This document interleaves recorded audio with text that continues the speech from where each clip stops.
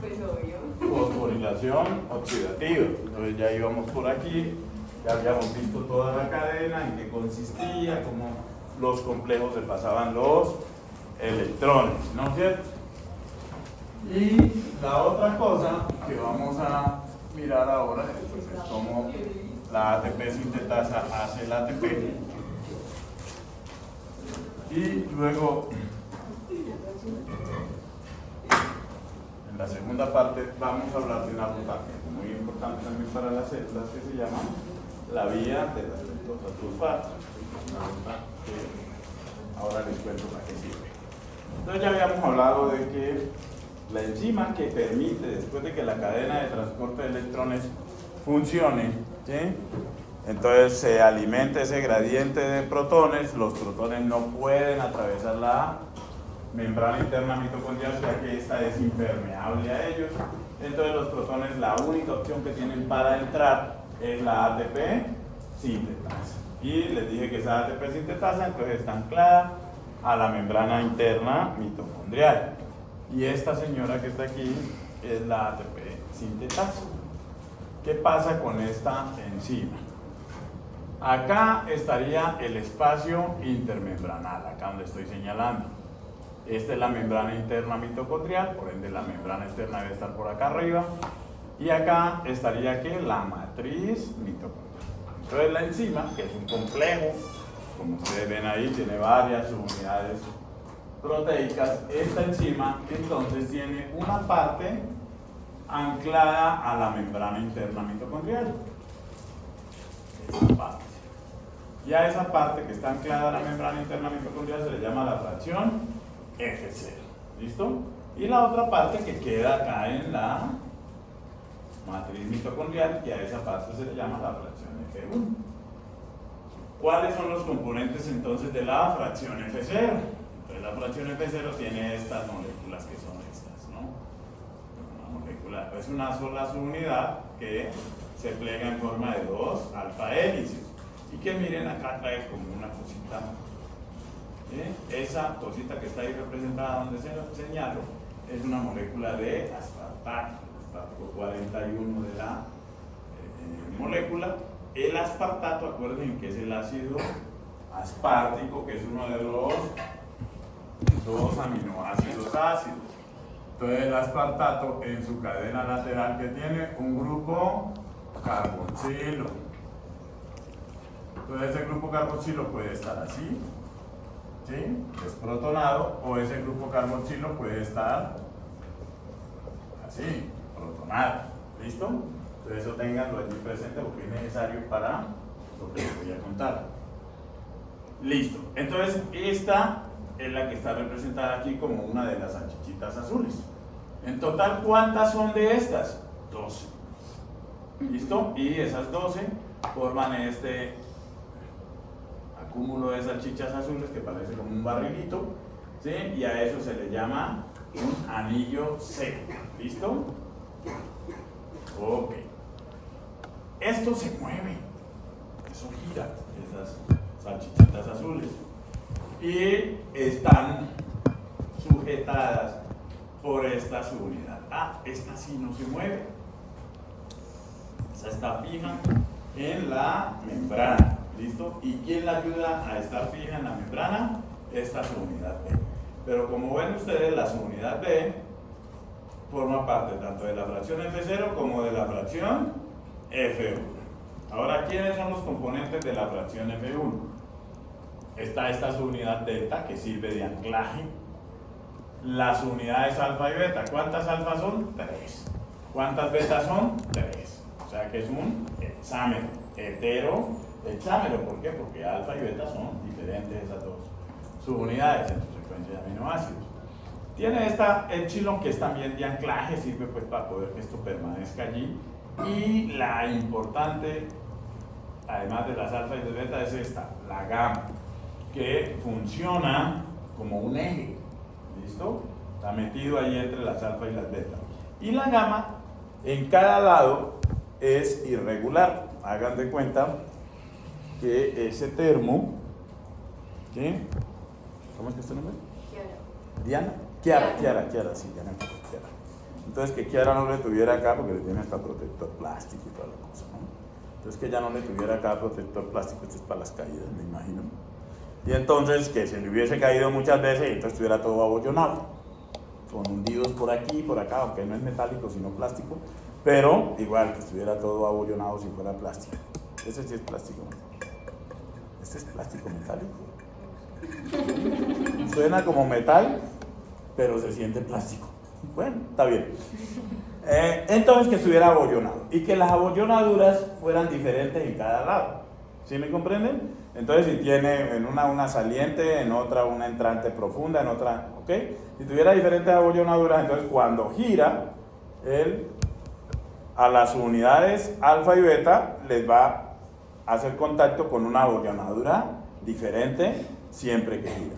Lo interesante de ese eje gamma es que gira. ¿Y por qué gira? Porque está en contacto con las salchichitas azules. Y las salchichitas azules también giran. Y las salchichitas azules giran, ¿por qué? Porque las mueve una fuerza que se llama fuerza protón motriz.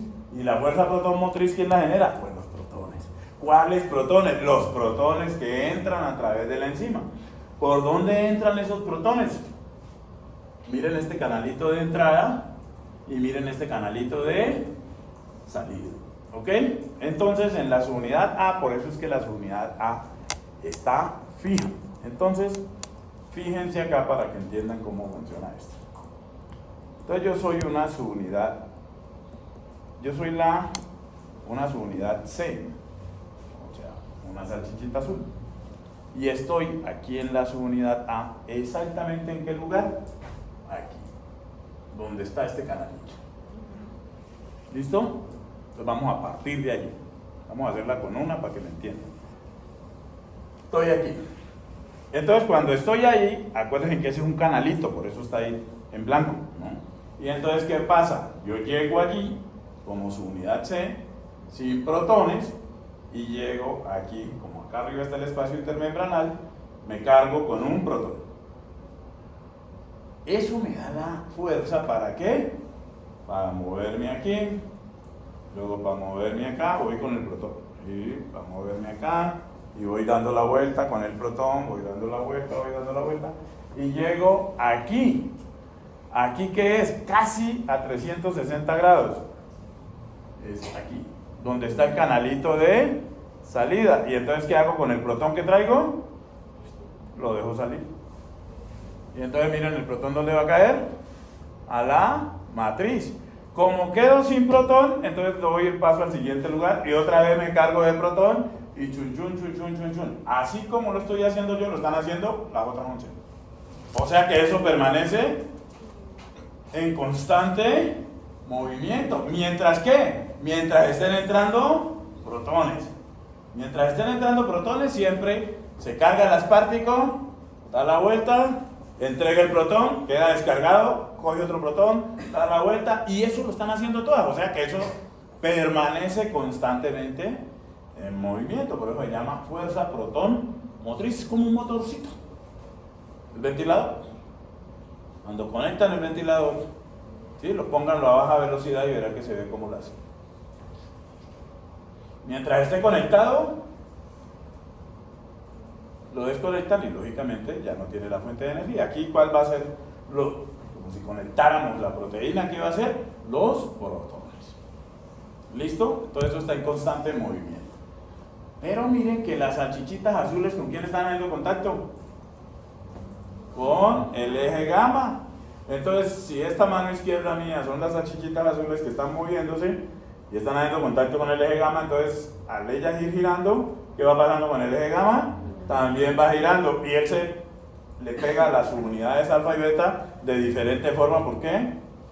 La parte interna tiene diferente forma y entonces se va a mover todo. Entonces la subunidad gamma, ¿qué es lo que va a generar en las unidades alfa y beta?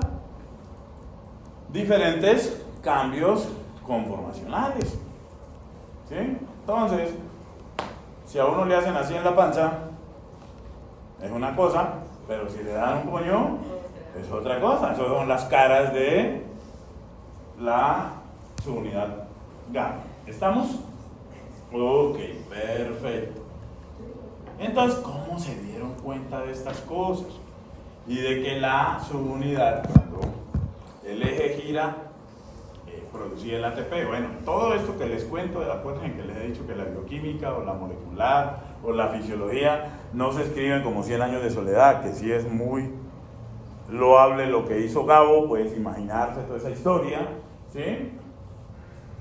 Pero fue imaginación de él, imaginación, ficción es lo que se le ocurrió, ¿no? Acá no es lo que se le ocurrió al investigador, acá hay que demostrar, porque esto es ciencia, ¿sí? Y entonces hicieron experimentos para ver si la ATP sintasa hacía ATP utilizando un oxígeno 18. ¿Quién es el oxígeno 18? Es el isótopo radioactivo del oxígeno 16, que es el normalito. Entonces medían la radioactividad cuando se rompía el ATP o cuando se formaba, miraban la radioactividad, entonces se dieron cuenta que se consumía o no ese oxígeno, ¿ok? Y se informaba este intermediario pentacovalente en el sitio activo de la enzima. ¿Listo? Aquí escogimos a la F1 y le hicimos un corte así, miren. Entonces, ¿qué nos queda? Esto. ¿Ya? Entonces, hicimos el corte y lo miramos y queda esto. Subunidades alfa, las que están en blanco, y las beta, las que están en colores. ¿Listo? Y miren que el eje gamma hace contacto con diferentes caras con él, ¿no? Con este palito, con esta como bolita, pero no tan pronunciada, esta hendidura, aquí otra bolita, pero más usada, este lado plano y este otro que tampoco es igual a este. O sea, son 6 caras diferentes, haciendo contacto con cada una de las unidades alfa y beta, ¿ok? Entonces le van a generar cambios conformacionales distintos. Pues si a uno le soban la panza, entonces uno como que se relaja, pero si le dan un golpe en la panza, pues la cosa es diferente. ¿Listo? Entonces los cambios conformacionales son distintos. Se ha demostrado que las que pueden sintetizar ATP son las unidades beta. Las alfa todavía no se ha podido demostrar que sinteticen ATP, pero se han encontrado con ATP. Entonces la teoría hasta ahora, acuérdense que las verdades en ciencia son transitorias, ¿sí? Siempre acuérdense que hasta 1492, ¿cómo era la Tierra? Plana. Y todo el mundo creía eso. Y esa era la verdad en ciencia en ese momento, ¿sí? Y la Tierra, unos añitos, como 100 años antes, se decía que la Tierra era, no 100 años después, que la Tierra era el centro del universo, y esa era la verdad para todo el mundo. Y por allá apareció un tipo que dijo, no, eso no es así. La Tierra y los otros planetas giran en torno alrededor del Sol. ¡Que esa es mentira! Sí, en serio. Lo mataron. Pobre Copérnico. Y 100 años después, apareció un italiano que dijo, no, miren, el señor que mataron hace 100 años tenía razón.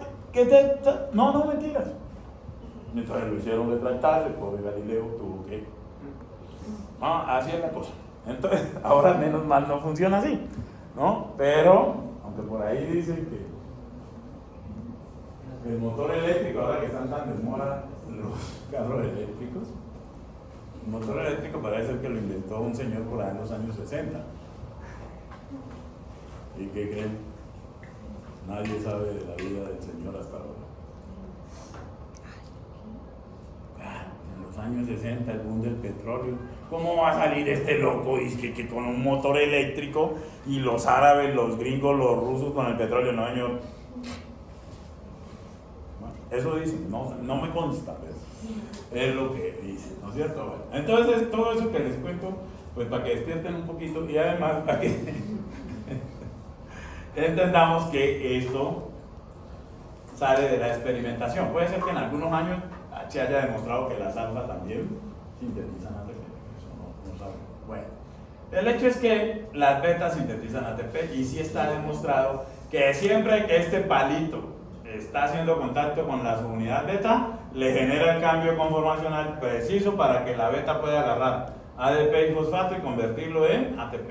¿Y cada cuánto es eso? Cada 120 grados. Cada que gira ese palito 120 grados, da con unas unidades beta y se produce el ATP.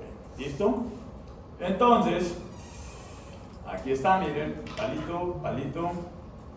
Y cuando está en el verde también, pues también se produciría el ATP. ¿Listo? Cada rotación de 120 grados de la subunidad gamma es lo que genera el cambio conformacional en las unidades beta para poder producir el ATP. Ahora, una de las cosas fue, bueno, entender esa enzima cómo funciona. Entonces hicieron este experimento. Cogieron la fracción F1, miren que aquí solamente están el hexámero alfa beta y las unidades gamma. Y aquí en el laboratorio le pegaron esto, un filamento de actina. Y ustedes saben que la actina pues es la proteína. Siempre que uno vaya a hablar de actina, tiene que imaginarse algo moviéndose. ¿Sí? Y entonces ese filamento de actina empezó a moverse y ese filamento de actina era fluorescente. Aquí a fluorescencia le habían puesto un fluoróforo, que es una sustancia pues, que emite fluorescencia. Y entonces se dieron cuenta que siempre que el filamento de actina estaba girando, la fracción F1 que hacía, agarraba ATP, lo hidrolizaba a ADP y fosfato. O sea, la enzima, de hecho así fue que la descubrieron, como ATPasa. ATPasa es la que rompe ATP. Pero si la enzima tiene un gradiente de protones a favor, deja de funcionar como ATPasa y empieza a funcionar ATP sintasa. ¿Listo? Pero se dieron cuenta pues del funcionamiento de la enzima gracias a este experimento. Entonces, aquí está el aspartico, miren. ¿Sí ven los dos rojitos ahí? Esos son los dos oxígenos del carboxilo. Entonces, esta subunidad C se hace aquí y recibe el protón. Entonces, el CO- pasa a ser COH y ella sale de ahí dándola el giro como COH. Y cuando llega aquí casi que a completar la vuelta, entonces cuando llega aquí, ¿qué hace? Suelta el protón se va para el citoplasma, para la matriz, ¿sí? Y la subunidad C, que ahora no tiene protón, ¿a dónde pasa? Aquí se vuelve C protona y chun chun, chun chun, chun chun, y eso siempre está funcionando. Pero para que esto esté funcionando chun chun, chun chun, chun chun, tienen que estar siempre entrando protones y entrando protones y entrando protones. Y para que entren protones y entren protones, tiene que el gradiente de protones estar alimentado, o sea, haber muchos protones fuera y poquitos protones dentro, ¿sí? Entonces, ¿cómo se logra eso? Pues porque los electrones están pasando y los complejos 1, 3 y 4 están bombeando los protones, ¿no es cierto? ¿Y por qué los complejos 1, 3 y 4 están bombeando los protones? Porque pasan electrones. ¿Y quién los suple de electrones? El NADH y el FADH2, ¿sí? Y ese NADH y FADH2, ¿de dónde vienen? Del ciclo de Krebs, de la beta oxidación de ácidos grasos. ¿Y el ciclo de Krebs de dónde saca acetil-CoA para funcionar? De la conversión de piruvato en acetil-CoA o de la conversión de ácidos grasos en acetil-CoA. Conocemos bien la de piruvato y de dónde salió ese piruvato para poder hacer el acetil-CoA. Pues salió de la glicólisis. O sea que todo esto está en cadena. ¿Estamos? Entonces, si no hay glucosa, si se daña alguna de las enzimas del ciclo de Krebs, no, pues, a propósito del ciclo de Krebs, tienen que, no les he puesto la tarea, pero el artículo de ciclo de Krebs en la clínica, que estaba ahí con los artículos de fructosemia y galactosemia, hay que leerlo y hacer el resumencito de ese artículo, es muy interesante y les permite pues como verle al ciclo de Krebs una cara diferente al rap del ciclo de Krebs, ¿sí? Entonces, ¿no? Realmente, ¿para qué sirve? Sirve para hacer música rap, pero también sirve para cosas más interesantes en clínica. Yo les pondré la fecha. De hecho, les voy a poner eso para después de Semana Santa, pues para que lo hagan a conciencia y lo lean, porque esta inasistencia, eso implica que es que están colgados, ¿no es cierto? Colgados. El martes también hubo así poco público y por ahí me encontré un público al mediodía que les dije, ve, yo hace un mes no los veo a ustedes y son de este grupo, ¿no es cierto? Entonces, ustedes, que son los que están cumpliendo y están viniendo, me parece muy bien, ¿sí? Pero no vayan a caer en eso, de abrir un hueco para destapar otro. ¿Sí? Abren el hueco en bioquímica no viniendo a estos temas, ¿no es cierto? Para poder estudiar neuro, oficio, no sé qué es lo que los tiene acosados en estos momentos. Y entonces, ¿sí? Cuando se acerque bioquímica, que para el segundo corte es una gran cantidad de temas, pues entonces van a dejar de ir a las otras y así, entonces al final quedan desfasados. Bueno, entonces eso como comerciales. Así es como funciona esta. Y aquí está, pues, ¿qué le falta ahí? Movimiento. Pero el movimiento se lo ponen ustedes en sus cabecitas. ¿Sí? Aquí está la unidad C, lo que les dramaticé ahora. Aquí como llegó, miren, menos quiere decir que no tiene protón. Se cargó de protón, ¿sí ven? Y va girando, no, que no es la misma, ¿no? Es la A, porque son 12, ¿no? Pero esta ya va cargada de protón y van dando la vuelta, y miren esta de acá, llegó con protón, y cuando llega aquí, ya no tiene protón. ¿Qué hizo? Lo soltó y se va para acá. Pero luego esa pasa aquí, y aquí le entra un protón, entonces para entenderlo, se le puso rojo. Es un protón igual, rojo o azul, pero es para poder entender. Entonces miren que el protón rojo va dando la vuelta, ¿sí ven? Va dando la vuelta, y cuando el protón rojo llegue aquí, entonces ¿qué va a pasar con el protón rojo? Va a caer, ¿ok? Entonces, así es como funciona. Eso tienen que ponerle movimiento. Entonces así es el giro. ¿Cómo giran las salchichitas azules? En el sentido de las manecillas del reloj. ¿Listo? Chum, siempre y cuando estén entrando protones. Pero entonces miren lo interesante del cuento. Que los mismos protones que caen a la matriz son los mismos que luego los complejos los van a bombear. Caen a la matriz y los complejos tienen que bombear protones. ¿Cuáles bombean? Pues los que entraron, ¿no? Y entonces por eso el proceso es continuo. ¿Listo? Ok, perfecto. Entonces, aquí está, miren. Estamos ampliando este pedacito de aquí, que es una cresta mitocondrial. Entonces, por eso el espacio intermembrana aparece como adentro, pero no es adentro. Estamos en una cresta. ¿Listo? Entonces, este es el espacio intermembranal y acá es la matriz, que sería acá. Y miren la ATP sintasa, la fracción F1, F0 y la fracción F1. Entonces, los complejos que están haciendo, esto también es matriz, aquí llega el NADH, aquí llega el FADH2, aquí se bombean protones del complejo 1, del complejo 3, del complejo 4, esos protones caen al espacio, luego entran por la ATP sintetasa, vuelven a caer a la matriz, vuelven a bombearse y chun chun. ¿Listo? Así es como funciona. Entonces, espero que hasta ahí me entendido. Hay una situación que hay entonces que solucionar. Si eso está funcionando así también, cuando hay oxígeno, entonces ¿qué pasa?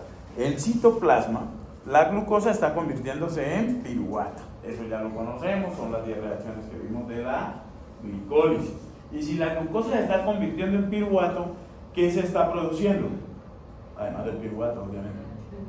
NADH. Y ese NADH se está produciendo en citoplasma, y en condiciones en que esto no esté funcionando, el NADH lo vamos a convertir en lactato, y eso los lactatos, la deshidrogenasa lo hace, y con ese NADH lo volvemos a convertir en NAD y la glicólisis funciona. Pero en este momento, cuando está funcionando esto bien, pues la lactato deshidrogenasa no tiene razón de ser, ¿sí? Porque el piruvato se está yendo ¿para dónde? Para la mitocondria, a la piruvato deshidrogenasa y acetil-CoA y todo lo que ya sabemos. ¿Okay? Entonces, ¿cómo se nos empezaría a estar acumulando NADH en el citoplasma? Y si se acumula mucho, va a llegar un momento en que no hay agente oxidante para la reacción de la glicólisis. Entonces, la pregunta es, ¿cómo regenerar ese NADH? Bueno, pues está este camino. ¿Cuál es este camino? Agarrar dihidroxiacetona fosfato, pues que si la glicosis está funcionando, se pueden agarrar unas moléculas de dihidroxiacetona, y miren que esta enzima, la glicerol 3-fosfato deshidrogenasa, puede agarrar un par de electrones del NADH, ponérselos a la dihidroxiacetona fosfato aquí y formar entonces el glicerol 3-fosfato. Y en el proceso gastó NADH y obviamente liberó ¿qué? NAD. Entonces de esa manera se regenera el NAD. Perfecto, pero no nos podemos acumular de glicerol 3-fosfato porque nos sirve para tres cosas. Bueno, sí sirve para algo, pero ¿no? Y entonces, ¿qué pasa con este glicerol 3-fosfato? Viene, y acuérdense que la membrana pues tiene sitios donde se unen la membrana interna con la externa, la membrana mitocondrial. Entonces, en esos sitios se ubican estratégicamente unas proteínas, ¿sí? Entonces, allí se ubica esta proteína. ¿Quién es esta proteína? Pues, ¿qué creen? La glicerol 3-fosfato deshidrogenasa. Pero la mitocondrial, ¿qué hace? Hace la reacción contraria. Le quita el par de electrones al glicerol fosfato, se los pasa al FAD de la glicerol fosfato deshidrogenasa, que se convierte en FADH2. Y si el glicerol 3-fosfato pierde los dos electrones, se convierte en dihidroxiacetona. Entonces, esto se convierte en un mecanismo de dihidroxiacetona, glicerol, pasan dos electrones. Dihidroxiacetona, glicerol, pasan dos electrones. O sea, un mecanismo de pasar electrones al interior de la mitocondria. Los electrones que tenía ¿quién? El NADH citoplasmático. O sea que eso es una lanzadera. Ya habíamos visto otra lanzadera, que era la de malato. Esta es la lanzadera del glicerol fosfato. ¿Y nos sirve para qué? Para mandar esos electrones del NADH citoplasmático a la mitocondria. ¿Exactamente a quién? Al FADH2. ¿Para qué el FADH2 a quién le va a entregar los electrones? Como ven ustedes aquí, a la coenzima Q. ¿Y para dónde va la coenzima Q con ese par de electrones? Para el complejo 3 y la reserva Q y toda la cosa. ¿Estamos? Ahora, esta es la lanzadera de el glicerol fosfato. Entonces, los electrones del NADH, el objetivo de la lanzadera, ¿cuál es? Que los electrones del NADH terminen transferidos al FAD, que convierte en FADH2, y el NAD se regenera y eso permite que la glicólisis siga funcionando. ¿Listo? Perfecto. Pero esto también se puede hacer por la lanzadera de malato, esa ya la conocemos. ¿Sí? Entonces, ¿cómo funciona la lanzadera de malato en este caso? Vamos a empezar aquí. Esto es citoplasma, matriz mitocondrial, y aquí es donde está la lanzadera, la membrana mitocondrial, pues donde se fusionan las dos membranas. Entonces, miren, oxaloacetato, tenemos que empezar en algún lado, empecemos aquí. El oxaloacetato va a venir aquí y lo coge ¿quién? La malato deshidrogenasa citoplasmática, que utiliza como coenzima ¿quién? NADH, que es el cañengo que tenemos en citoplasma, y por ende lo va a convertir en NAD. Cuando le pasa el par de electrones de NADH al oxaloacetato, este se convierte en malato. Y acuérdense que el malato sí tiene transportador. Entonces, ¿qué pasa con el malato? Entra a través de su transportador y acá en la matriz mitocondrial lo agarra la malato deshidrogenasa mitocondrial. ¿Y qué le hace? Le quita lo contrario, le quita el par de electrones. Entonces pasa de NAD a NADH. ¿Listo? Y entonces nos queda el malato convertido en oxaloacetato. Pero para que esto siga funcionando, porque el oxaloacetato está en mitocondria, está en su mundo, ¿no es cierto? Pero para que esto siga funcionando, porque se sigue produciendo más NADH acá, entonces ese oxaloacetato va a reaccionar con este glutamato. Reaccionan estos dos. ¿Y quién los va a poner a reaccionar?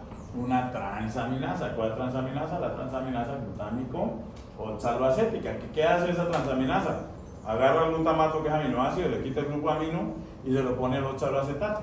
Si al oxaloacetato, que es cetoácido, le ponemos glucoamino, ¿se convierte en qué? En un aminoácido. ¿Cuál aminoácido? Aspartato.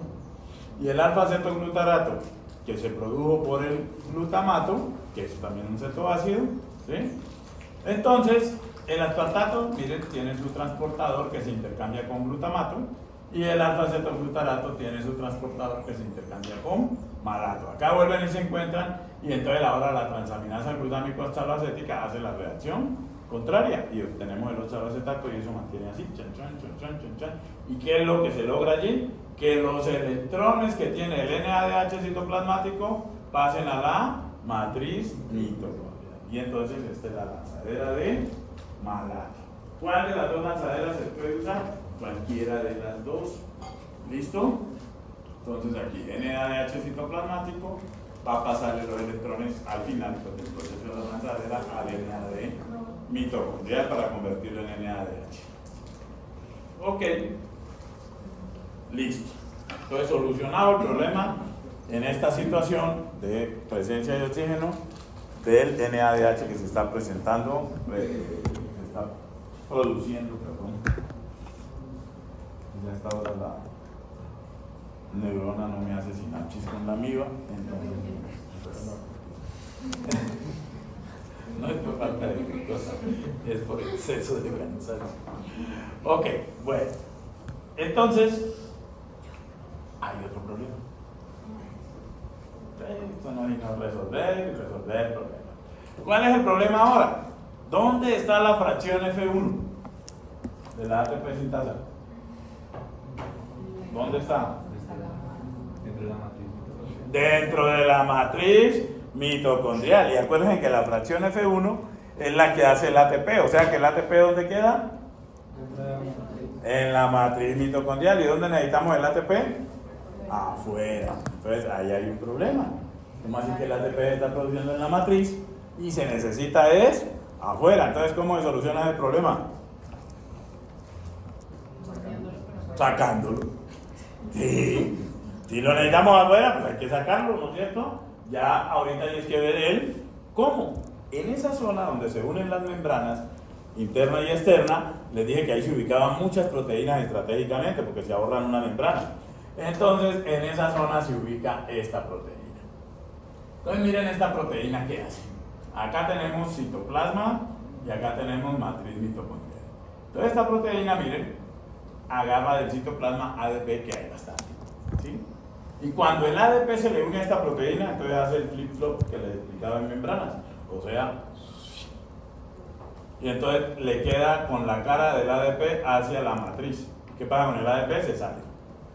¿Listo? Entonces el ADP entra. ¿Listo?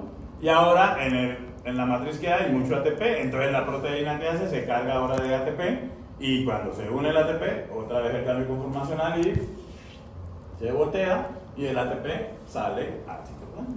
Entonces esto es un intercambiador de ATP por ADP. ADP que hay bastante en el citoplasma, entra a la mitocondria. ¿Para qué? Pues porque ese es el insumo para poder hacer ATP. Si no hay suficiente ADP no se puede hacer ATP. El otro insumo que necesitamos para hacer ATP es el fosfato, que ya les digo cómo entra. Entonces, descubierto este intercambiador, se pusieron a buscar y encontraron muchos más. Bueno, aquí para probar que el intercambiador realmente funcionaba, utilizaron un inhibidor y efectivamente bloquearon a la proteína, y al bloquear a la proteína, ¿qué pasó? Ya no había ese intercambio de ATP de matriz a citoplasma. ¿Okay? Y entonces descubrieron estos otros. Este es el que les estoy hablando. ¿Sí? Todos funcionan de manera de transporte activo, de transporte antiporte, no es activo. ¿Sí? Entonces uno entra, otro sale. Entonces este intercambia ATP por ADP, este intercambia fosfato por malato. ¿Sí? Y miren que el fosfato entra. Ah, bueno, aquí sale, pero bueno, este de acá tiene que entrar. Entonces, si el fosfato entra, ¿por qué razón? Porque el fosfato lo necesitamos en la matriz para poderse unir ¿con quién? Con el ADP y poder hacer el ATP. Malato por citrato, piruvato por hidroxilo, pues, y hay más intercambiadores, o sea, proteínas que permiten la entrada o salida de ciertos compuestos. Ok, entonces vamos a hacer algo que yo sé que a ustedes les duele mucho, no les gusta. Yo quisiera no tener que hacer estas cosas, ¿no? Créanme que no lo hago adrede, pero pues hay que hacerlo. Y eso que vamos a hacer tan tenaz es sumar y restar. ¿Y qué vamos a sumar y restar? ATPs. Entonces vamos a evaluar la cantidad de ATPs que se producen estequiométricamente por una molécula de glucosa que haga todo este recorrido que venimos haciendo. ¿Ok? Entonces vamos a empezar aquí. Glucosa. Entra a la célula y todas esas 10 reacciones que ya conocimos y termina convertida en piruvato. Desde el punto de vista energético, ¿qué se produce aquí? De glucosa a piruvato, desde el punto de vista energético, ¿qué se produce?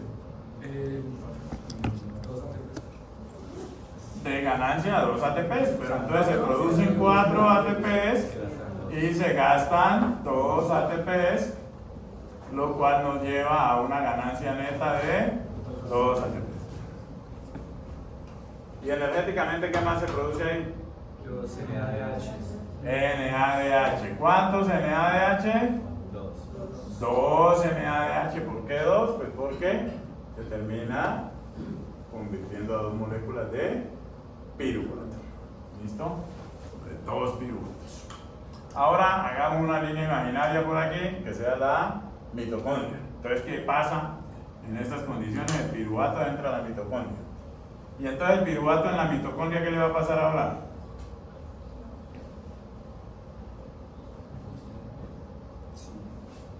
No, pero no me grites, ¿no? Por la piruvato deshidrogenasa se convierte en acetil-CoA. Entonces aquí entra acetil-CoA. Y ahí energéticamente, ¿qué se produce? Un NADH. ¿Sí? Por cada piruvato, un NADH, ¿no es cierto? Pero de la glucosa, ¿cuántos piruvatos tenemos? 2. Entonces, aquí vamos a tener 2 acetil-CoA y 2 NADH. Perfecto. Ahora entra el acetil-CoA al ciclo de Krebs, ¿sí o no? Por acetil-CoA, ¿cuánto se produce en el ciclo de Krebs desde el punto de vista energético?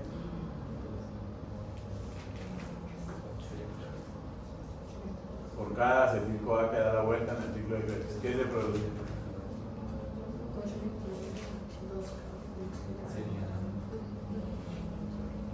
8 electrones. ¿Cómo son esos 8 electrones, Chabelo? 3 NADH. Exactamente, 3 NADH, un FADH2, ¿sí? Y directamente un GTP. Y esto ya sabemos que un NADH que entrega sus electrones en la cadena de transporte de electrones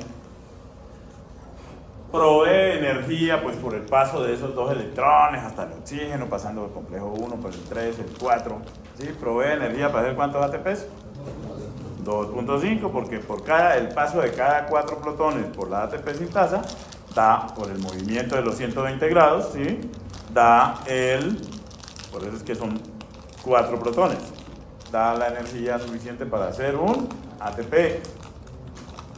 Entonces por cada NADH se bombean 10, o sea, 4 para un ATP, 4 para otro ATP y 2 para medio ATP.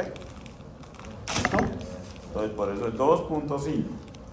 Entonces, perfecto. Entonces, vamos a convertir todo esto en ATPs. ¿Listo? Vamos a convertir todo esto en ATPs. Glicólisis, entonces son 4 que se producen menos 2. Aquí vamos a poner 2 NADH que si entran por la lanzadera de malato, esos 2 NADH entrando por la lanzadera de malato, ¿cuántos ATP se producirían?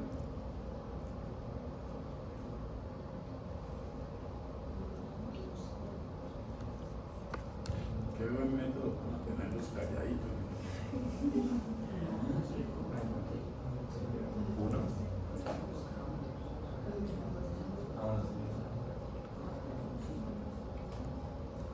Si entran por la lanzadera de malato, los dos electrones que tiene el NADH por la lanzadera de malato, ¿a quién se los termina pasando? Con el proceso que vimos. Al final del cuento, ¿a quién se le terminan pasando el par de electrones? Del NADH citoplasmático.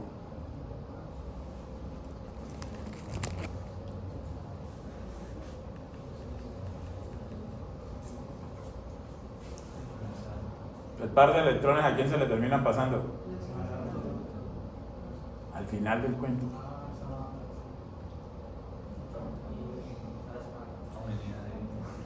¿Ah?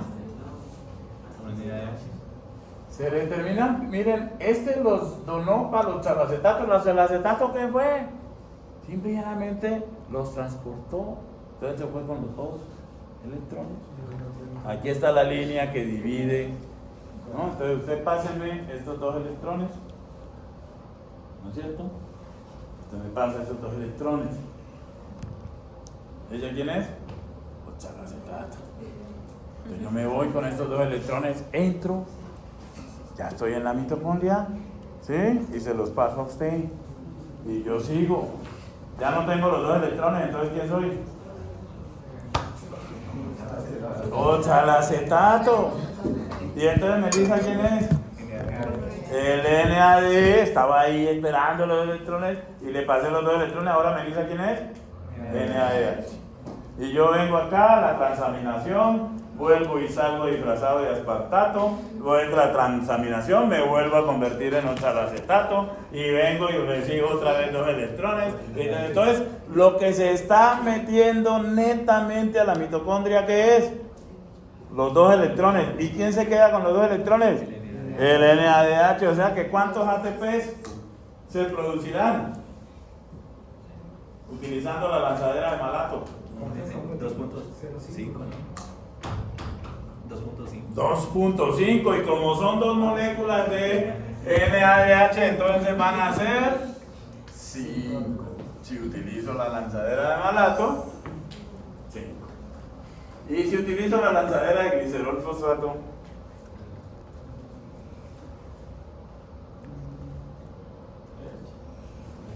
3. ¿Por qué razón? Porque se pasan de NADH a FADH, ¿sí? Que queda como FADH2. ¿Y el FADH cuántos proveía energía para bombeo de cuántos protones? ¿Bombeo de cuántos protones? ¿Cómo hacen para tener medio protón sin causar un holocausto atómico?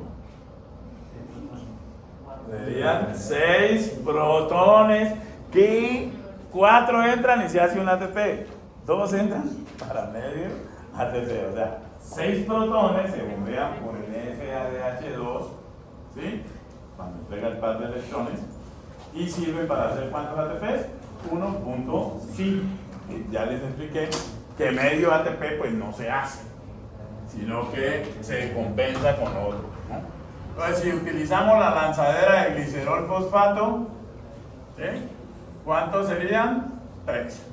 Perfecto. Ok, entonces ahora vamos aquí. Piruvato de deshidrogenasa. Produjo 2 NH, o sea que son ¿cuántos ATPs? 5. 5 ATPs. ¿Listo? Acetil-CoA.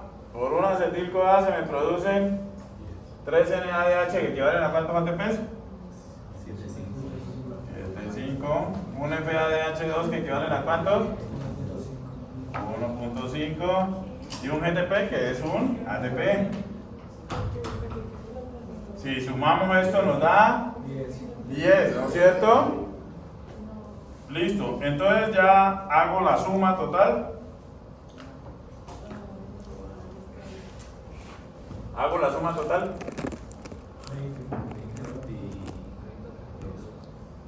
Entonces, para hacer la suma total, acuérdense que esto hay que multiplicarlo por 2. Porque ¿cuántos acetil-CoA son? De la glucosa, 2. ¿Listo? Entonces aquí son 10 por 2, 20, 25. Si entró por la lanzadera de malato, 30 y estos dos, 32. O sea, si entran los protones del del NADH citoplasmático por la lanzadera de malato, generaríamos 32 ATPs. Y si entramos por la lanzadera de glicerol-fosfato, se generarían 30 ATPs. Igual, por cualquiera de las dos formas, genial.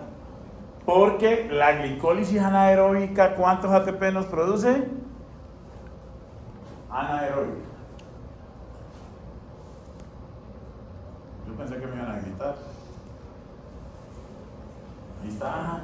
La glicólisis anaeróbica nos produce 2 ATPs. ¿Bien?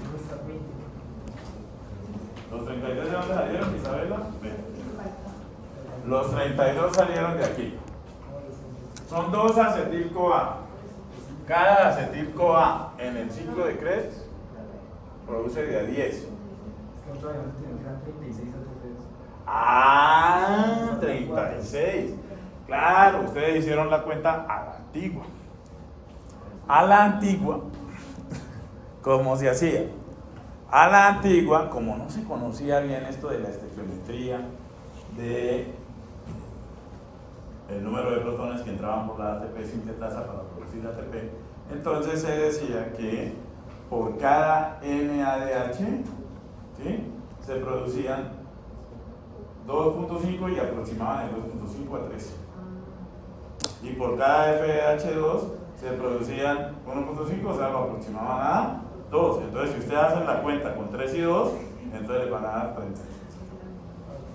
¿Ya? Pero era por... Pero es la misma cuenta.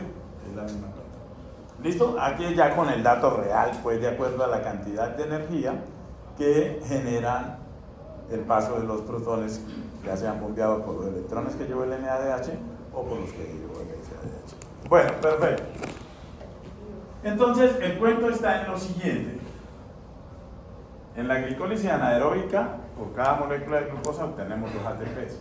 Pero si hacemos toda la parte aeróbica, o lo que hemos visto hasta ahora, vamos a obtener, vámonos por lo más bajito, 30 ATPs. ¿Sí? O sea, 28 ATPs más que en la glicólisis anaeróbica. La pregunta es, ¿por qué razón se sigue utilizando la glicólisis anaeróbica por las células? Porque es rápido. Miren que para llegar acá, ¿qué tuvimos que hacer? Glicólisis hasta piruvato, entrada del piruvato a la mitocondria, piruvato de deshidrogenasa, acetil-CoA, las 8 reacciones del ciclo de Krebs, que salgan el NADH y el FADH2 y entreguen los electrones en la cadena de transporte de electrones, todo el proceso de la cadena de transporte de electrones, luego que se alimente el gradiente de protones y que los protones entren por la ATP sintetasa. O sea, es un proceso, sí, más productivo, pero es un proceso más largo. Y acuérdense de algo que les dije que no se podía olvidar. ¿Ah?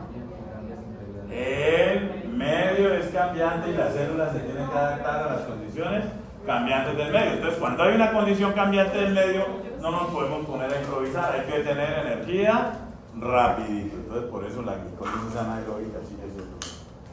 Entonces, lógicamente, ante una situación de mucho gasto de ATP, pues en el tiempo tiene que aumentar el consumo de oxígeno, ¿no es cierto? Porque vamos gastando mucho ATP, o sea, aumenta el ADP, entonces aumenta en el tiempo el consumo de oxígeno porque necesita hacer más metabolismo oxidativo para generar más ATP. ¿Listo?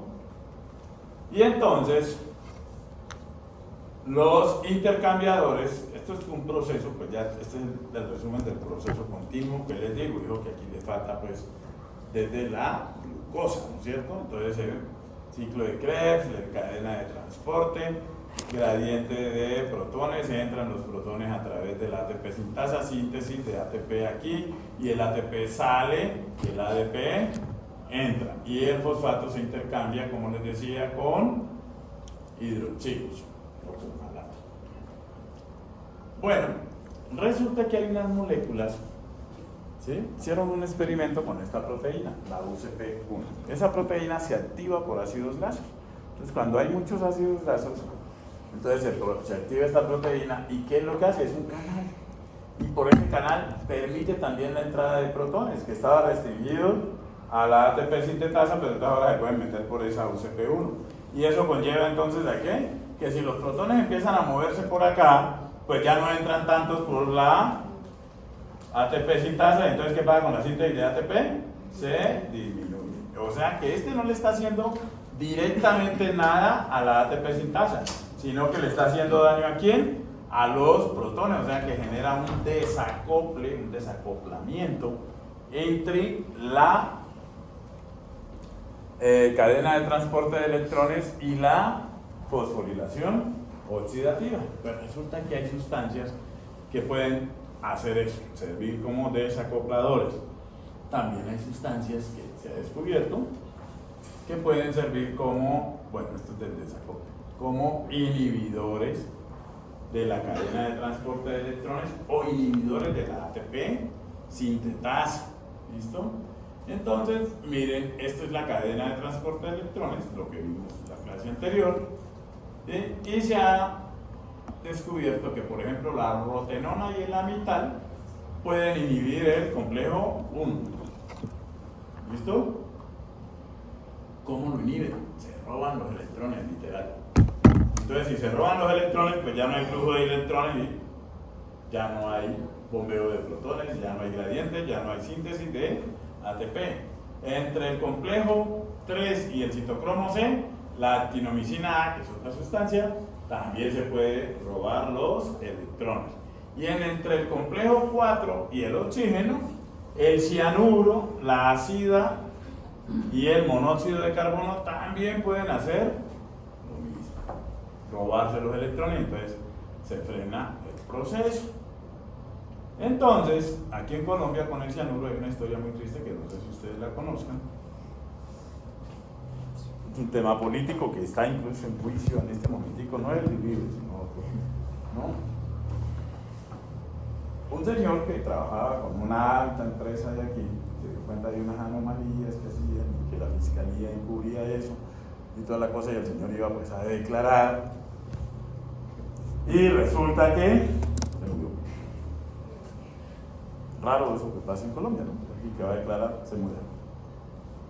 Se fueron a ver, se murió, y el hijo pues fue allá pues también a la oficina donde lo encontraron muerto, y resulta que había un tarro con agua en la mesa y el hijo andaba muy preocupado y se tomó un sorbo pues del tarro de agua y que ven, se murió. Entonces ya analizaron esa agua y esa agua tenía cianuro. Pues se murieron los dos, el señor pues porque iba a contar y el hijo por metido, porque se puso a tomar un agua que no era de él y que no sabía ni siquiera que era del papá. Se murieron los dos y el agua la analizaron y tenía cianuro.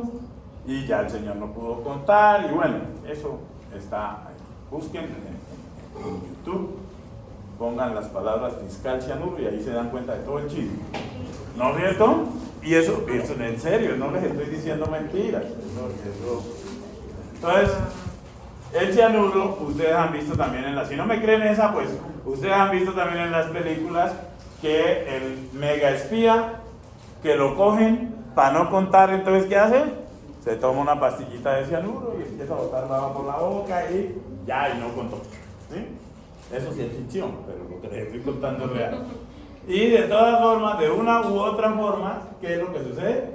El cianuro mata. Y mata, ¿por qué? Porque inhibe este proceso. Y al inhibir este proceso, ¿sí? Dicen los entendidos en la materia que una persona que muere por cianuro o por monóxido de carbono o por ácido de sodio, que es como cuando, ¿qué pasa cuando se le acaba la batería al celular? ¿Qué pasa con la pantalla? Ya no se ve nada en la pantalla. Eso parece ser que va como descargándose la batería por efecto del cianuro o el monóxido. El monóxido de carbono también es peligrosísimo en ese sentido, porque el monóxido de carbono ¿Sí? Por eso es que estamos en el cuento de disminuir la contaminación ambiental, no solamente por el CO2, que es tóxico, pero no es tan tóxico como el monóxido de carbono.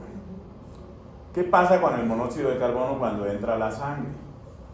Entonces va una molécula de hemoglobina dentro del glóbulo rojo y viene por aquí monóxido de carbono y viene por aquí oxígeno. ¿Qué creen que hace la molécula de hemoglobina? ¡Monóxido! Prefiere al monóxido de carbono que al oxígeno. Tiene mucha más afinidad por el monóxido de carbono. Entonces, ¿qué pasa cuando el monóxido de carbono llega al complejo 4? Pues resulta que los electrones prefieren irse con el monóxido que llegar al oxígeno.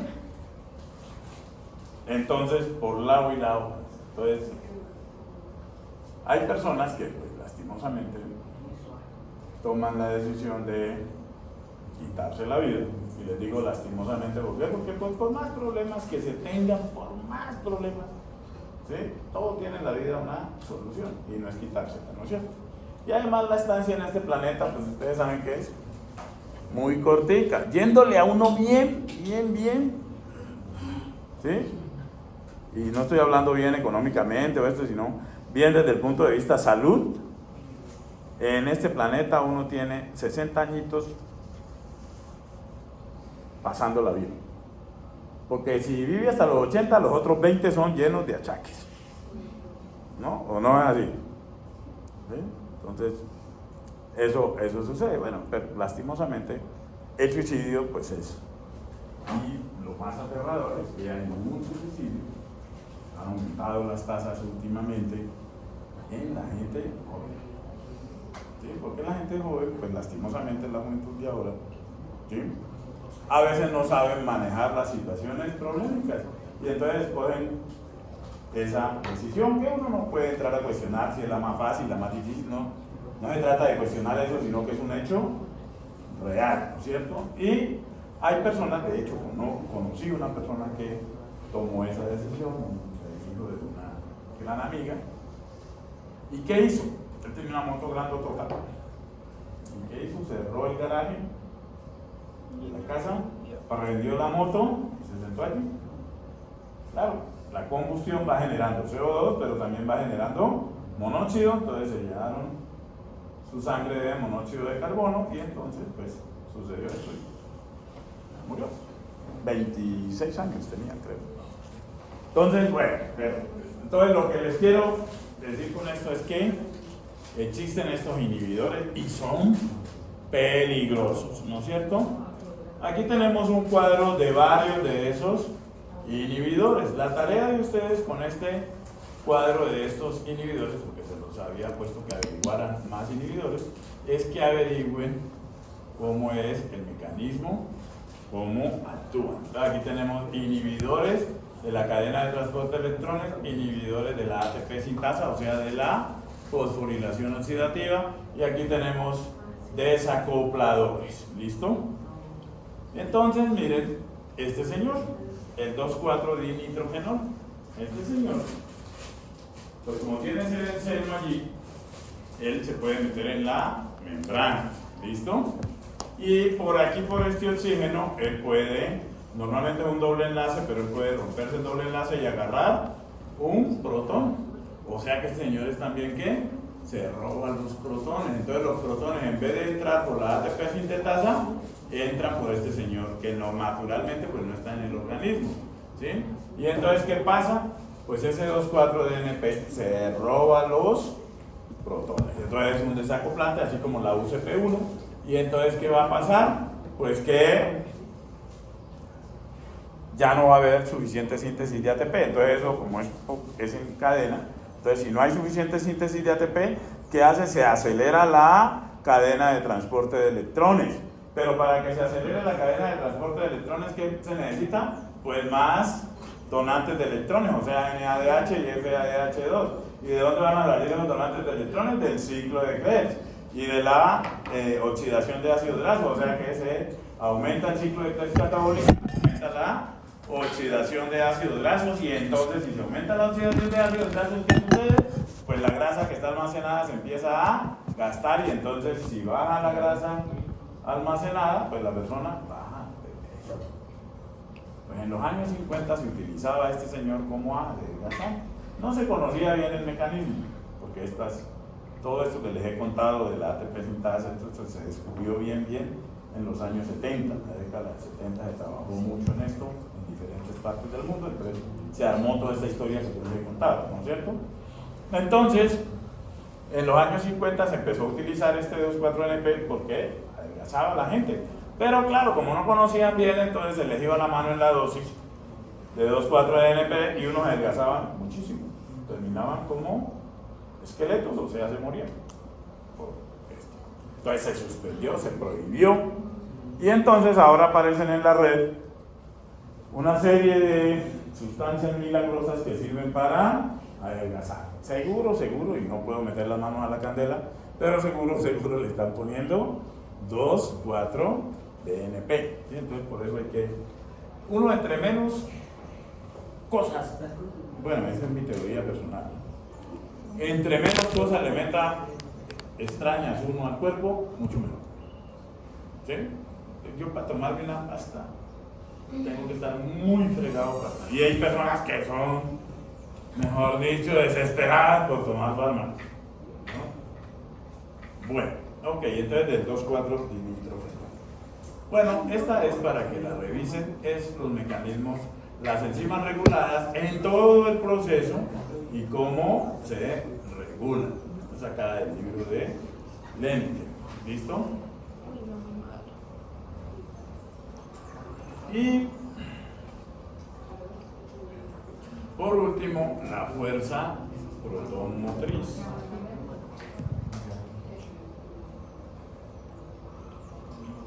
Entonces la fuerza protonmotriz, que es por la entrada de protones a favor de un gradiente, sirve para el potencial eléctrico de las membranas, para la producción de calor, para la síntesis de NADPH, esto en plantas, nosotros no lo podemos hacer así, ¿sí? Para la producción de ATP, que la acabamos de ver, para el movimiento de los flagelos en bacterias y para el transporte activo.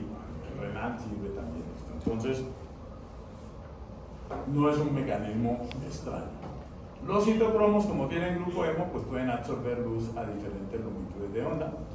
Esto pues es un dato menor.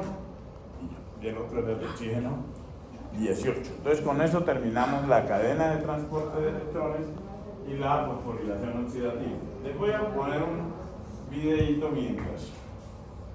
Es que hay dos videitos, pero uno que sí lo tengo, otro no he querido abrir. Pero hay uno que sí les puedo colocar.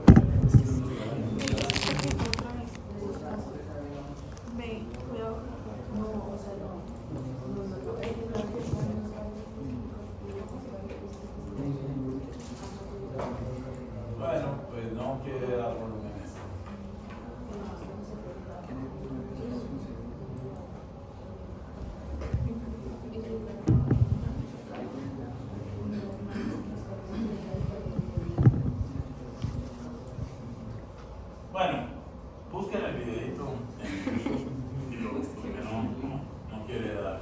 Ah, profe, que hay estos sin volumen. Miren, ahí abajito. A la derecha. Ahí. Espérate que me estoy amarrando. Pues con razón. Uy, ¿por qué no? El complejo ATP sintasa es una enzima que funciona de manera similar a una turbina. Transforma la energía almacenada en el gradiente de protones en energía química almacenada en los enlaces energéticos del ATP.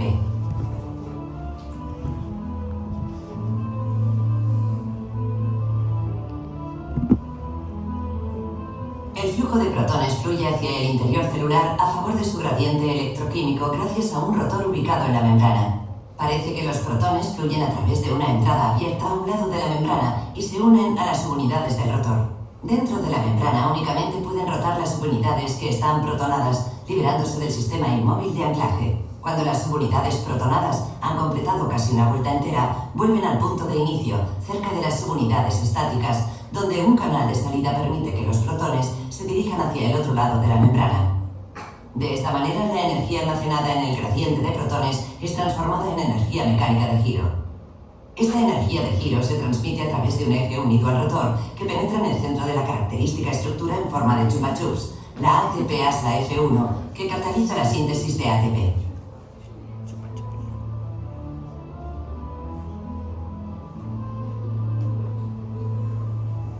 La porción de la ATP sintasa que forma la ATP-ASA F1 ha sido cristalizada.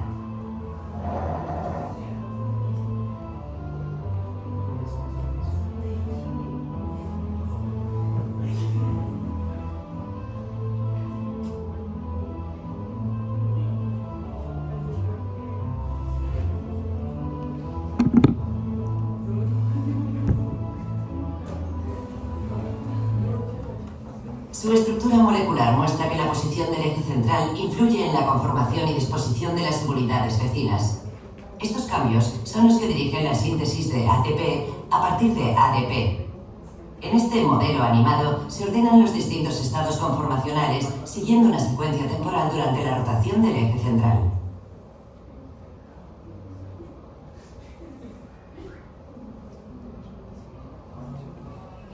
Como cualquier enzima, la ATP sintasa puede trabajar en ambos sentidos.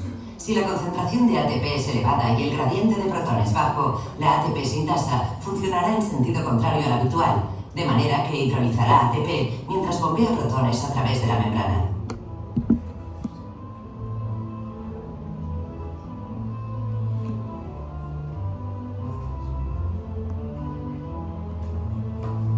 Para demostrar la rotación del eje central, se diseñó un experimento en el que se unió experimentalmente un filamento corto de actina fluorescente a una unidad de ATP-ASA F1. El filamento fluorescente se podía visualizar con ayuda del microscopio. Cuando se añade ATP, se observa que el filamento empieza a girar, demostrando de manera directa las propiedades de esta extraordinaria máquina molecular.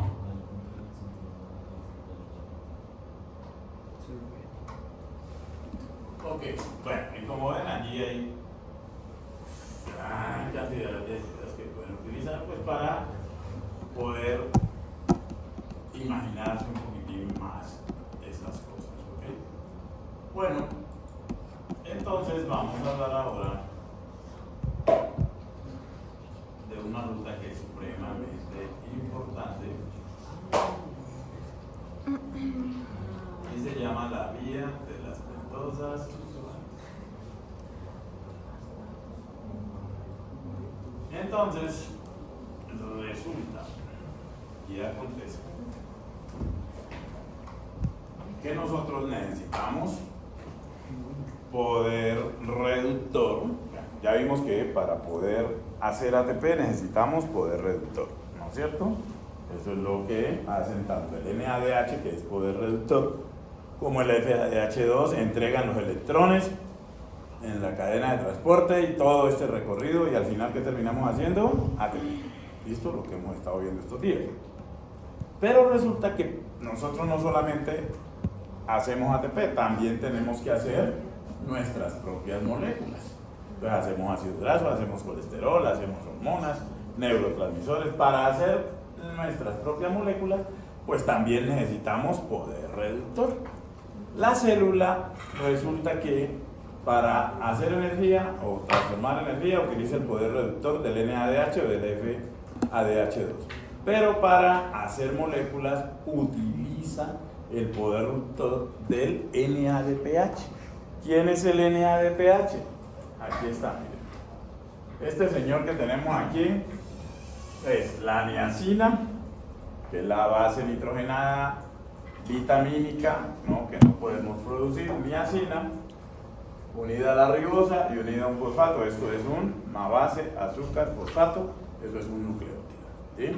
Y acá tenemos otro nucleótido que es el nucleótido de adenina. Esto es lo que se llama la niacina o nicotinamida adenina dinucleótido, NAD. ¿Y por qué le ponemos NAD más? Porque miren que aquí hay una amina cuaternaria y el nitrógeno queda cargado positivamente. ¿Listo? Ahora, si acá en este carbono 2 de esta ribosa va un hidrógeno, ¿sí? Entonces lo vamos a llamar NAD+. Pero si acá lo que va es un fosfato, entonces lo vamos a llamar NADP+. ¿Ok? Entonces, el NADP es también un agente oxidante y se puede cargar de los electrones aquí. Y ese NADP, cuando se carga de electrones, se convierte en NADPH. Y ese poder reductor del NADPH es el que utilizamos para biosíntesis, ¿sí? Si hacemos un cociente de NADPH versus NADH, entonces miren que en el NADH lo utilizamos en catabolismo, pero el NADPH lo utilizamos en anabolismo. Miren el cociente NAD sobre NADH, da 700. ¿Eso qué quiere decir? En una célula cualquiera. Si da 700 quiere decir que en una célula cualquiera siempre hay más NAD que NADH. ¿Por qué? Porque el NADH se está produciendo y se está llevando a la membrana interna para generar energía. ¿Okay? Pero si hacemos lo mismo, el cociente NADP sobre NADPH nos da 0.014. O sea, ¿eso qué quiere decir? Que el denominador es mayor que el numerador. O sea, la célula sintetiza NADPH y lo tiene ahí guardado. ¿Para qué? Para cuando necesite sintetizar. ¿Listo? Bueno, lastimosamente no somos plantas. ¿Sí? Tendríamos muchas más tranquilidad si fuéramos plantas, porque en primer lugar no habría que preocuparse por vestirse. ¿Han visto una planta vistiendo? No habría que preocuparse por peinarse. ¿Sí? Yo me quité el problema de encima hace rato, decidí no volverme a preocupar. Y eso que peinarme era fácil, no era muy complicado. Pero pues ustedes saben que las mujeres y muchos hombres pierden más de una hora, media hora peinándose, ¿no es cierto? Bueno, pero no somos plantas lastimosamente. Y por otra cosa que no tendríamos que preocuparnos era por la energía. ¿Por qué? Porque las plantas son las que canalizan la energía que viene directamente del sol, ¿sí? Allá hacen su fotosíntesis. Y entonces ahí el NADPH que necesitan lo hacen en la fase luminosa de la fotosíntesis. ¿Sí? Energía solar, agarran al agua, la rompen, sacan un par de electrones, los pasan por los fotosistemas y al final se sintetiza ATP y NADPH. Y luego ese ATP y NADPH lo utilizan para hacer C6H12O6, o sea, para hacer fructosa y glucosa, que es lo que terminan haciendo. ¿Okay? Bueno, lo que se llama la fase oscura de la fotosíntesis. Oscura no porque sea así pues peligrosa, ¿no? Ni porque no necesite luz, sino o porque se hagan oscuras, perdón, sino porque no necesita energía lumínica, ¿sí? Y eso es la síntesis de glucosa. Entonces las plantas hacen eso. Nosotros lastimosamente para producir NADPH no podemos hacer fotosíntesis. Entonces, ¿qué tenemos que hacer? Pues inventarnos otra ruta. Resulta que evolutivamente las plantas tienen el ciclo de la fase oscura que se llama el ciclo de Calvin, ¿no? Nosotros, parece ser que las células que nos originaron evolucionaron de allí mismo y varias de las enzimas del ciclo de Calvin se utilizan en la biosíntesis de NADPH y de ribosa.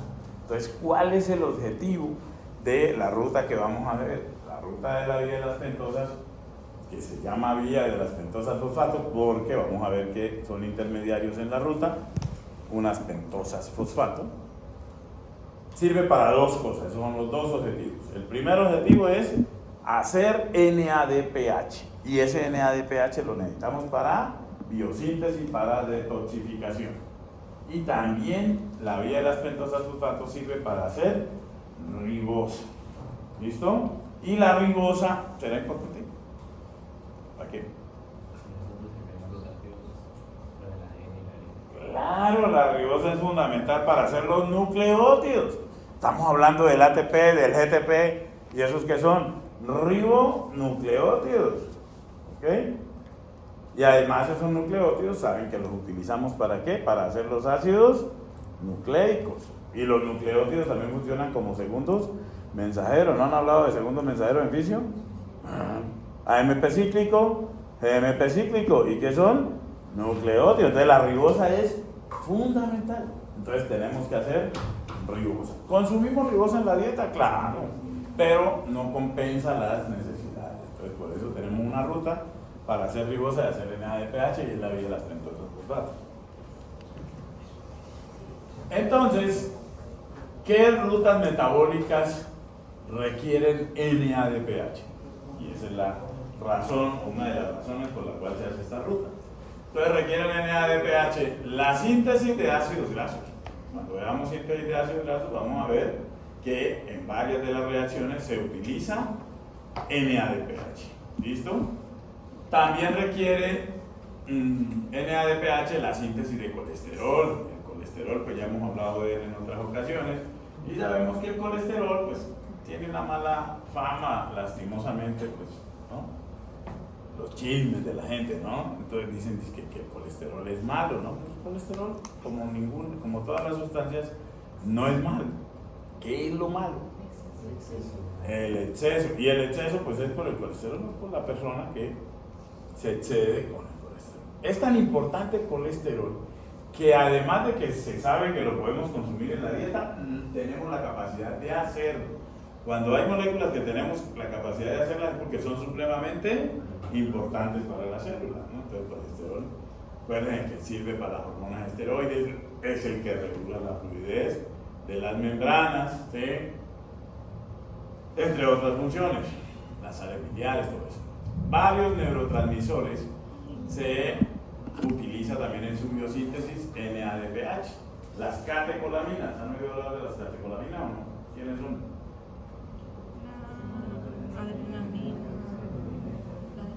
Adrenalina, noradrenalina y dopamina. En la biosíntesis de estos neurotransmisores que se hacen a partir de tirosina se utiliza NADPH. ¿Sí? Eso es un ejemplo, pues, de que varios neurotransmisores. Y vamos a ver luego que en la biosíntesis de nucleótidos, sobre todo pues para la síntesis de purinas y de pirimidinas, vamos a necesitar también NADPH, o sea que el NADPH es supremamente importante.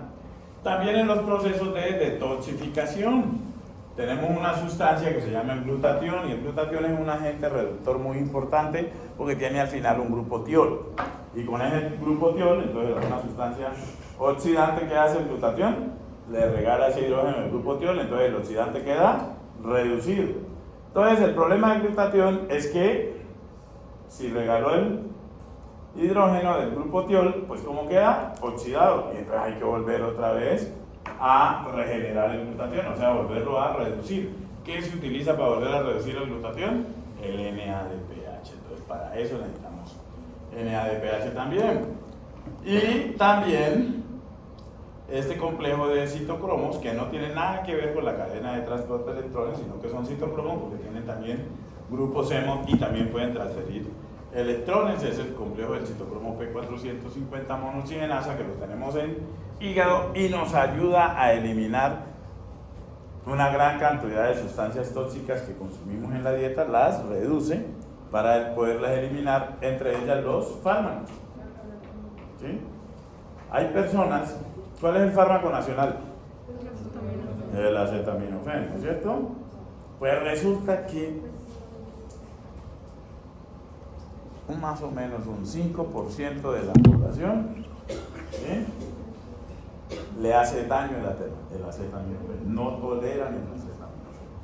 ¿Y por qué razón no lo toleran? Porque tienen mutaciones en el complejo del acetocromo P450, que es la que ayuda a eliminar ese acetaminofén cuando ya se ha hecho su efecto. Entonces estas personas, si se les da acetaminofén, supuestamente para curarlos de algo, y por ponerles María Ramos le ponemos otro nombre, ¿no es cierto? Entonces, este complejo es supremamente importante. Ahora, ¿qué órganos, ¿sí?, son muy activos en la vía de las pentosas fosfato? Aquí los tenemos. Todos los órganos muy activos en la vía de las pentosas fosfato son las glándulas adrenales, que son las que ustedes conocen como suprarrenales, ¿sí?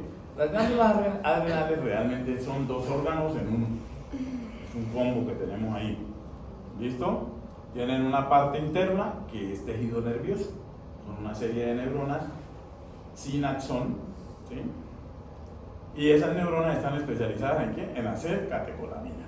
Para hacer catecolaminas necesitan NADPH, o sea que por eso también hacen vía de las pentosas fosfato. ¿Listo?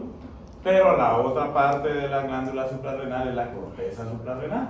Y en la corteza suprarrenal hay tres zonas: la zona glomerular, fasciculada y reticular. Y cada zona se especializa en producir unas hormonas esteroides diferentes. Entonces allí se producen las hormonas sexuales, ¿sí? Allí también se producen los glucocorticoides, del cual el más importante es el cortisol. Está muy de moda ahora que todo el mundo anda estresado, despertada a las 3 de la mañana y no poder volver a dormirse. Es el cortisol que anda ahí, ¿no? Que nos mantiene así. Y también se producen los mineralocorticoides, de los cuales el más importante es la aldosterona. ¿Y eso sirven para qué?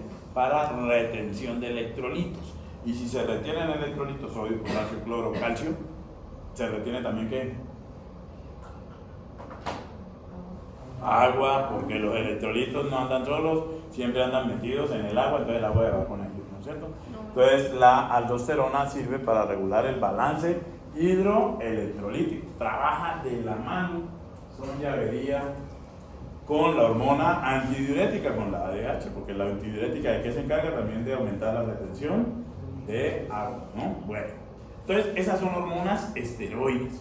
Entonces el colesterol es muy importante para poder hacer esas hormonas esteroides, y en la síntesis de esas hormonas esteroides se necesita NADPH. Entonces por eso las glándulas suprarrenales son muy activas en vía de las pentosas fosfato. Pues el hígado es como que redundante que les diga por qué, ¿no? El hígado hace de todo, entonces siempre va a necesitar NADPH. Ovarios y testículos, porque los ovarios y testículos pues son las gónadas, y en las gónadas ¿qué hormonas se producen? Las hormonas sexuales, o sea que producimos hormonas sexuales en las suprarrenales, pero también producimos hormonas sexuales en ovarios y en testículos, ¿ok? La glándula mamaria lactante. ¿Por qué la glándula mamaria lactante? Porque la glándula mamaria lactante pues produce la leche materna, que lleva bastantes ácidos grasos, ¿no es cierto? Entonces es muy activa en vía de las pentosas fosfato. Igual que el tejido adiposo, que no es que haga muchos ácidos grasos, pero hace un poquito. El grueso de ácidos grasos, ¿quién lo hace? El hígado. Entonces por eso también hace vía de las pentosas fosfato. Y por último, los glóbulos rojos. Porque los glóbulos rojos necesitan el glutatión. Entonces por eso tienen que tener NADPH para estar regenerando el glutatión de oxidado a reducido. ¿Y para qué necesitan glutatión?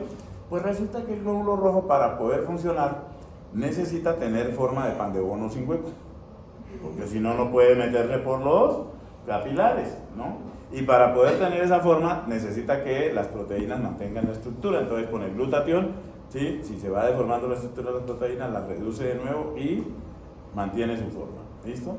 Pero además de eso, la tendencia del hierro en el grupo hemo, ¿cuál es?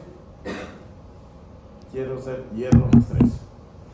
Y eso en los citocromos está bien, Pero en la hemoglobina no, porque la hemoglobina, si tiene hierro más 3, no transporta oxígeno. Entonces, ¿qué hace el glutatión? Cuando el hierro está poniendo hierro más 3, le pone un electrón y lo convierte de nuevo en hierro más 2. ¿Ok? Entonces mantiene el hierro en estado de oxidación más 2 y eso le permite a la hemoglobina poder transportar oxígeno. Entonces, por eso el glóbulo rojo es muy activo en la vía de las pentosas fosfato. Y eso nos da pie para la siguiente cosa. ¿Cuál es la siguiente cosa? ¿En qué parte de la célula se hace la vía de las pentosas fosfato? Pues si lo hace el glóbulo rojo, entonces ¿en qué parte se va a hacer?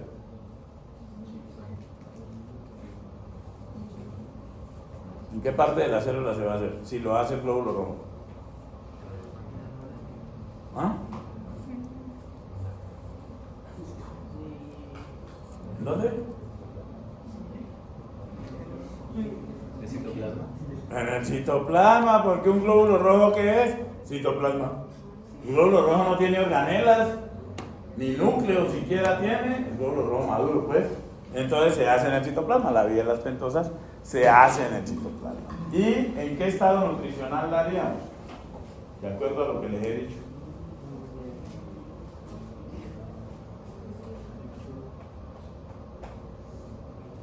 ¿Sí? ¿En qué estado nutricional la haríamos? Duro, háblalo duro, tranquilo, que si te equivocas, no hay ningún problema. No. Después de comer, o sea, en estado postprandial. ¿Por qué? Pues porque ahí vamos a sintetizar muchas moléculas. Entonces ahí necesitamos NADPH. ¿Listo? Cuando yo pregunte, no se restringan. La idea que tengan, díganla. Que si está equivocada, pues no hay ningún problema. Hasta ahora no he tirado a ningún estudiante del segundo piso porque contesta equivocado. Hasta ahora no. No sé más adelante qué pasa, pero hasta ahora no lo he hecho. Una vez sí traté de tirar a unos estudiantes porque no me contestaban. ¿No? Cuando no me contestan, sí me pongo verde y empiezo a tirar estudiantes por la ventana. No, mentira. No he tirado a ningún estudiante por ningún lado. Ok, entonces, ¿en qué consiste? Si esa vía es tan interesante, ¿en qué consiste? Bueno, ahí está la vía, está clarita. ¿Sí o no? ¿Está claro? No. ¿Sí? Y aquí estamos. Bueno, entonces la vía tiene dos, para efectos de estudiarla la hemos dividido en dos componentes, como ustedes lo ven allí, el amarillito y el clarito. Hay una primera fase. En primer lugar, a partir de aquí hacemos la vía de las pentosas fosfato. Acuérdense, no se pierdan de los objetivos de hacerla. NADPH y producir ribosa. Entonces, ¿a partir de qué la vamos a hacer? Pues de una molécula que no la hemos mencionado nunca. La glucosa 6-fosfato. Es la molécula con la cual arrancamos. Y la idea es, en la primera etapa, coger la glucosa 6-fosfato y convertirla en una pentosa. ¿Cómo se llama la pentosa? Ribulosa 5-fosfato. Es una cetosa. ¿Listo? Para convertir la glucosa 6-fosfato, que es una pentosa, a ribulosa 5, una hexosa. ¿Sí? Ya esta hora ya la amiba no va con la neurona. Para convertir una hexosa en una pentosa, ¿qué tendríamos que hacer? Quitarle un carbono, y eso es lo que se hace. Se hacen unas reacciones que ya se las voy a explicar, en las cuales la glucosa pierde un carbono que pasa en forma de CO2. En ese proceso se necesita un agente oxidante, y ahí viene quién es el agente oxidante, NADP. Y si el agente oxidante es el NADP y actúa, sale como ¿qué? NADPH. Y o sea que ya en ese proceso cumplimos el primer objetivo. ¿Cuál era el primer objetivo? Generar NADPH. ¿Sí? Pero la glucosa quedó convertida en una pentosa. ¿Qué pentosa? Ribulosa 5-fosfato. Y la ribulosa 5-fosfato es una cetosa. ¿Listo? Pero es una pentosa. ¿Y la ribosa qué es? ¿Qué es la ribosa? ¿Una qué? Pentosa también. La ribosa también es una pentosa. Pero, ¿cuál es la diferencia con la ribulosa? Ribosa y ribulosa. ¿En qué diferencia? Ambas son pentosas.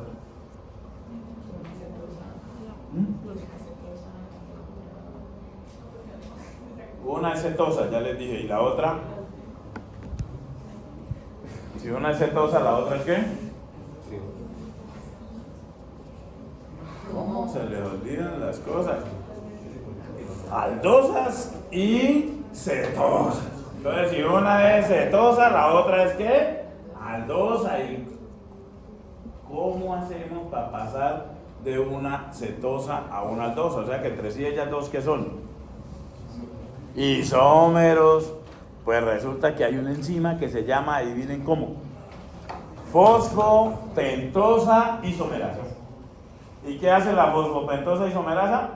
Isomeriza pentosas, o sea que coge a la ribulosa y la convierte en ribosa, o coge a la ribosa y la convierte en ribulosa, como que, porque es una reacción completamente reversible. Acuérdense que las reacciones de isomerización son reversibles. Y entonces, con la ayuda de la fosfopentosa isomerasa se puede convertir la ribulosa en ribosa. ¿Listo? Y ya solucionado. ¿Cuáles eran los objetivos de la vida de las pentosas, los datos? Los dos objetivos, ¿cuáles eran? Hacer el NADPH, ya vimos cómo se hace, pues, no en detalle, pero ya vimos que en la fase oxidativa se hace. ¿Y cuál era el otro objetivo? Que ya también vimos que la fosfopentosa isomerasa. Y ya, entonces ahí termina la vida de las pentosas, los datos. Pues no, ahí no termina. ¿Por qué no termina allí? Porque a veces no necesitamos tanta ribosa. Entonces la fosfopentosa isomerasa, cuando no estamos necesitando ribosa, no convierte la ribulosa en ribosa. Entonces empezaría a acumular ribulosa y acumular ribulosa y acumular ribulosa. Y las plantas felices con la ribulosa, pero nosotros no somos plantas. Como no somos plantas, no sabemos qué hacer con la ribulosa, entonces nos sirve la ribulosa para tres cosas en esas condiciones: nada, nada y nada. Entonces hay que desencañigarse de la ribulosa. ¿Qué se dio la célula? Bueno, esas ribulosas convirtámoslas en glucosa. Y entonces ahí es donde empieza la otra fase, que es la que está en amarillo, que es la fase no oxidativa. Entonces vamos a ver en detalle cada una. No son largas, o sea que no hay problemas. Todavía tenemos una hora, ¿no? ¿No? Pero esto está bueno. Aquí dice que una hora, todavía falta, ¿no? Ok. Entonces la fase oxidativa, vamos a ver en detalle las reacciones. Esta es la fase no oxidativa, vamos a verlo en detalle. Entonces, esta es la fase oxidativa. Entonces, ¿cómo empieza? Con la glucosa 6-fosfato. Entonces, la glucosa 6-fosfato, miren, viene el NADP como agente oxidante. ¿Y qué va a hacer?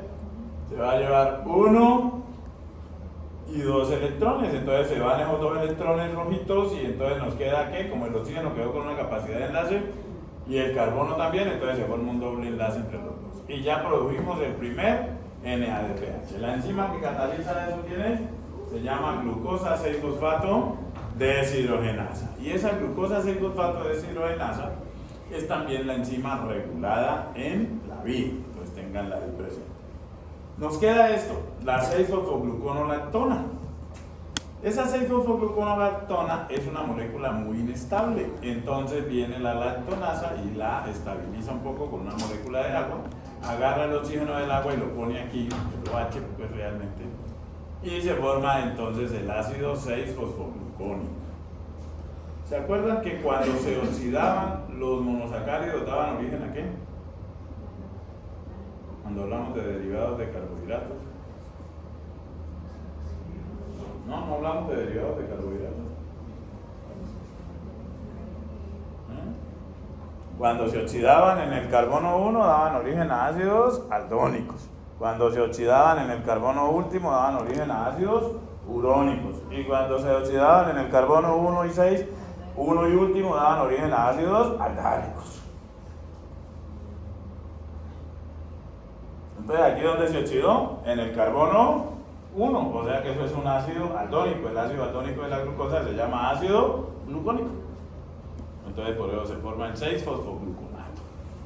Ahora este 6-fosfogluconato va a ser objeto de una reacción que ya hemos visto muchas veces, una descarboxilación, o sea, se va a cortar aquí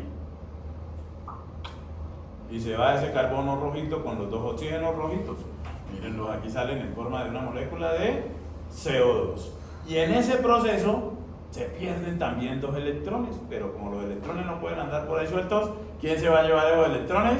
El NADP, y entonces se convierte en NADPH. O sea que ahí obtenemos la segunda molécula de NADPH. O sea que por cada glucosa que hace la fase oxidativa, obtenemos 2 moléculas de NADPH. Y una molécula de ribulosa.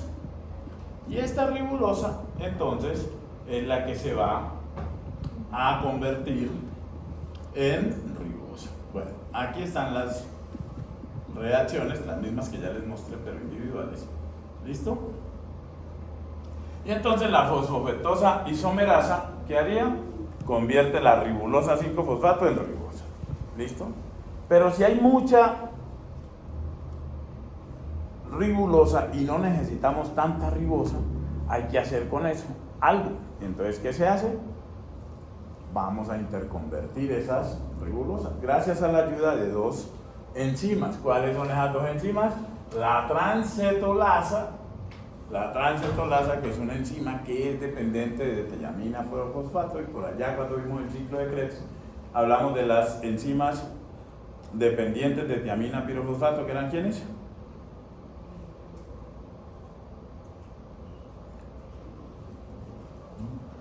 Ya hasta ahora no digieren ustedes, ¿no es cierto? La piruvato de deshidrogenasa y la hermana gemela de la piruvato de deshidrogenasa, ¿que era quién? La alfa-cetoglutarato de deshidrogenasa, y la otra que también tenía TPP, que dije que más adelantito la habíamos, pues la estamos viendo, se llama la transcetolasa. ¿Listo? Y tenemos a la transaldolasa. ¿Qué es la transaldolasa? Ya la conocen, sino que la conocieron antes de que fuera trans, o sea, la conocemos como aldolasa, pero es la misma enzima. La transaldolasa es la misma aldolasa. ¿Y dónde habíamos visto la aldolasa? Cuando producen gliceraldehído 3-fosfato. ¿Cuántos carbonos tiene el gliceraldehído 3-fosfato? ¿Y cuántos carbonos tiene la dihidroxiacetona fosfato? O sea que la transaldolasa se especializa en transferir bloques de 3 carbonos, ¿sí o no?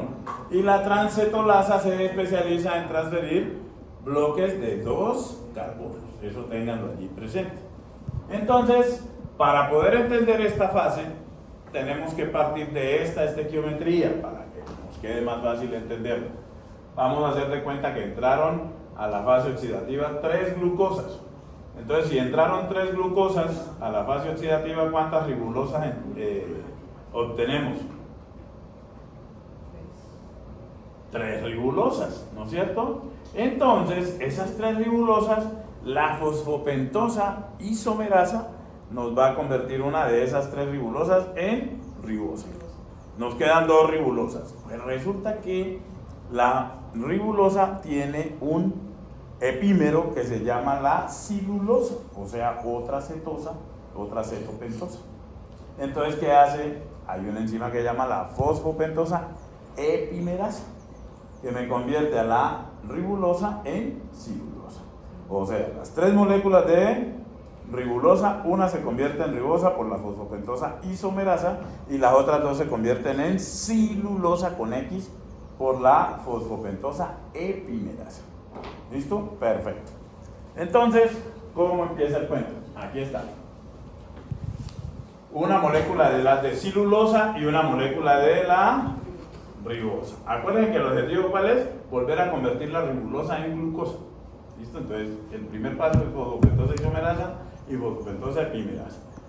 Y entonces viene la transcetolasa, que dijimos que transfería unidades de ¿cuántos carbonos? 2.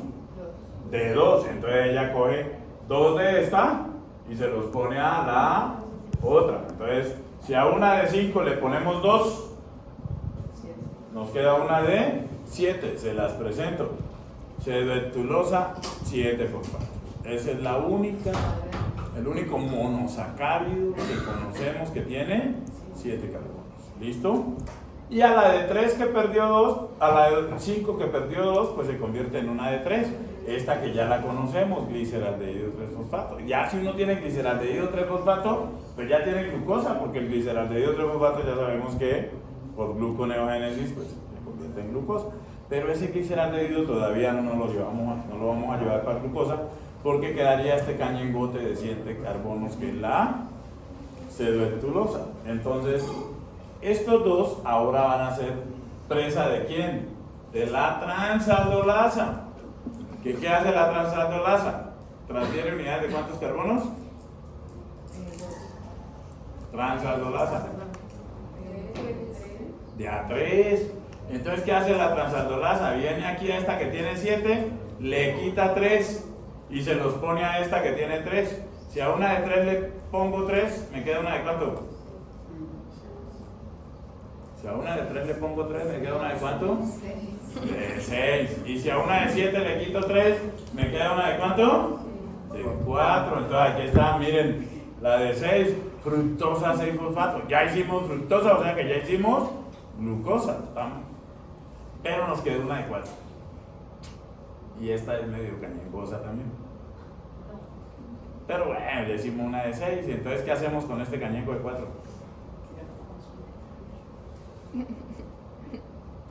Lo dejamos ahí. ¿Lo botamos a la basura el cañón de 4? ¿Sí?